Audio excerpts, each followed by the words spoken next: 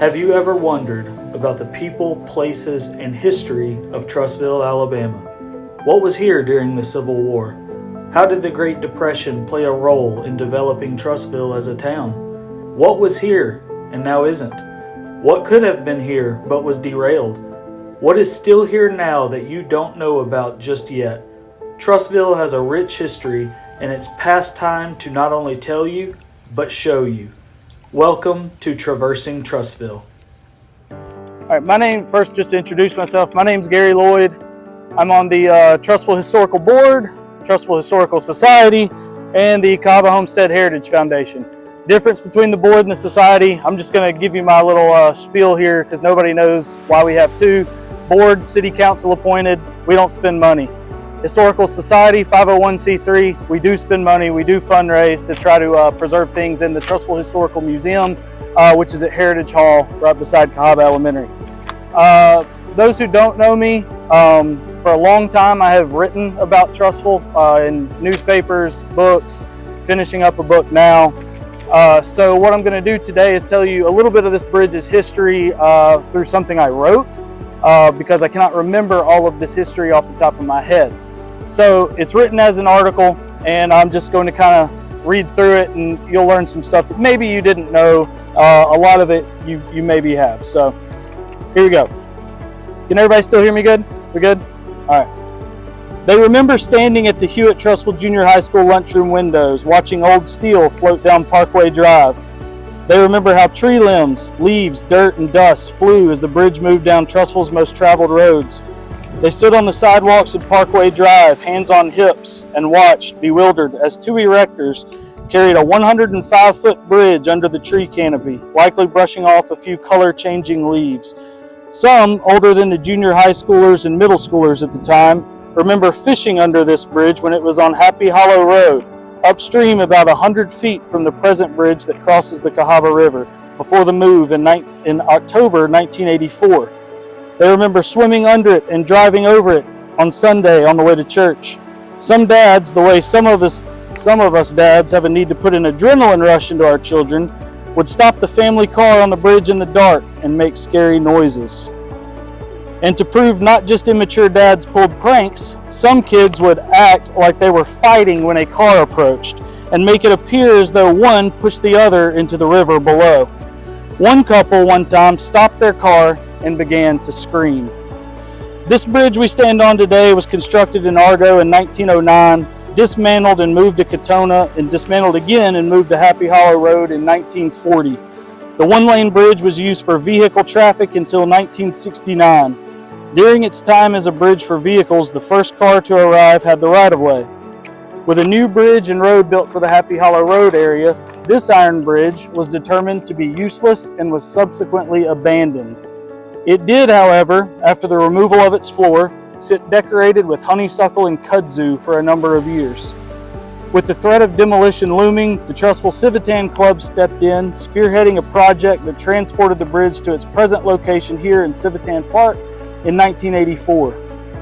The club's project rallied support throughout the city, attracting private citizens, civic groups, and businesses to help in the cause. Citizens donated $10 each to purchase 200 wooden planks necessary to floor the bridge. Businesses worked to relocate the bridge, prepare this site we're on, sandblast and paint the structure green. A metal plate bearing the name of the donor was installed on each plank on the bridge. And recently I went under here. I know it's different planks now. None of those are here now. In October 1984, the bridge was moved. Two Birmingham steel erectors lifted it, suspended it just a couple of feet in the air, and slowly eased it from Happy Hollow Road to Trussville Clay Road, down Parkway Drive, left onto Main Street, right here behind you guys, before making that sharp left onto Cherokee Drive. An old Trussville police car followed behind, driven by someone you likely all know, Chuck Bradford, husband of Leadership Trussville Executive Director Christy Bradford. The bridge's renovation was completed by February 1986. At the bridge's dedication ceremony that year, a plaque was presented that officially designated the bridge as a historic site in Jefferson County. The Trussville Chamber of Commerce nominated the bridge project for consideration in the U.S. Department of the Interior's National Take Pride in America Awards program. The Trussville Civitan Club was awarded a certification of merit at a ceremony in Washington, D.C. In 1986, Ron Townsend, then the president of the Trussville Civitan Club, nominated the bridge for Alabama Historical Commission consideration to be listed on the Alabama Register of Landmarks and Heritage. It's a mouthful. I get tired of typing this stuff. He noted on the nomination form that only 7 of these bridges were constructed, and at the time, only 2 of them remained. He noted that the bridge, a single span, all riveted steel structure, was 100 feet long by 16.5 feet wide. Its steel beam runners replaced the original wood timbers, and the new wood floor deck had been added for pedestrians. The bridge was accepted as a historic structure on the Alabama Register of Landmarks and Heritage, but it was no longer eligible for the National Register due to stringent criteria including location, original location, design, setting, material, workmanship, those sorts of things. And Alabama Historical Commission Executive Director Lawrence Oakes wrote this in part in the acceptance letter. The Alabama Review Board felt that the efforts of Trussville to save the bridge from certain demolition were noteworthy and has therefore decided to place it on the state register. That's all I've got. Don't know how much of that y'all knew. Maybe you learned something different, but I know everybody uses this bridge. You probably had kids take pictures for prom, something like that on this bridge, but that is its history in a nutshell. Anybody got questions? Y'all good?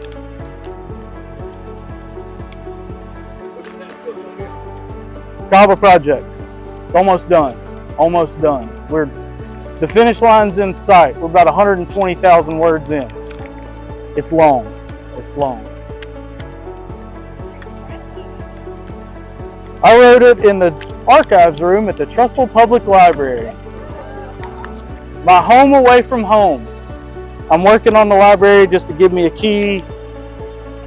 I think Buddy Choate might object to that. But yes, that is my home away from home. Yeah, I'm from here. Yeah, class of 2006. I'm old enough. My mom works at the senior center, and for like literally my whole life, she's called me her 92-year-old son. And then most people, like if they haven't seen my face, they're like, but they've seen my name with historical cemetery board and stuff. I get that a lot. I thought you'd be like 75 years old. No, not quite, not quite.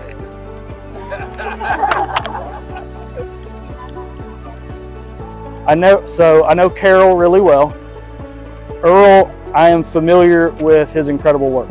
I never got to really speak to him, you know, when he could speak to me. Yeah, well he did a lot, a whole lot. Not a day. Yeah, well, it's like not a day goes by where I'm researching something where I don't come across his name. His hand was on everything, you know. So.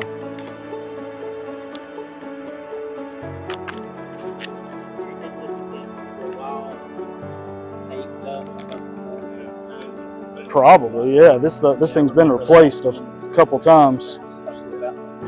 About ready to do it again? Have you another? Yeah.